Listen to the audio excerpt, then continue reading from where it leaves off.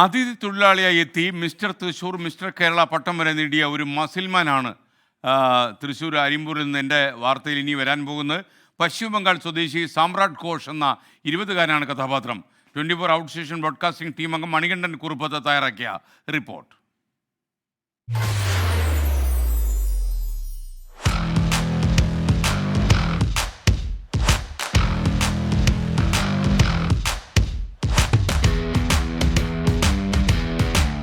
അരി വിളയുന്ന നാട് എന്നറിയുന്ന അരിപ്പുരത്തിന്റെ ഇപ്പോഴത്തെ പേരാണ് അരിമ്പൂർ.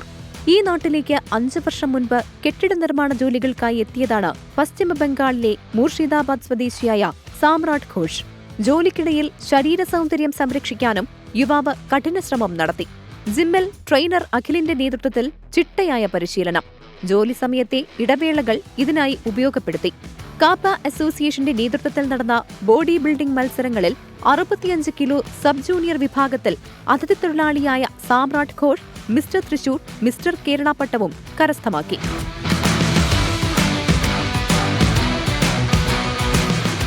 സമ്രാട്ട് കേരളത്തിൽ വന്നത് 5 വർഷമായി. പിന്നെ ടേപ്പ് പണിക്കാരെ മേസൺ പണി ചെയ്യും. പോകും മാക്സിമം 8 മണി ടു 9 മണി പോകും. സൗത്ത് ഇന്ത്യയിൽ നടന്ന സബ് ജൂനിയർ ബോഡി ബിൽഡിംഗ് മത്സരത്തിൽ സെക്കൻഡ് റണ്ണറപ്പുമായി. മിസ്റ്റർ ഇന്ത്യ മത്സരത്തിൽ പങ്കെടുക്കാനുള്ള തയ്യാറെടുപ്പും തുടങ്ങിക്കഴിഞ്ഞു.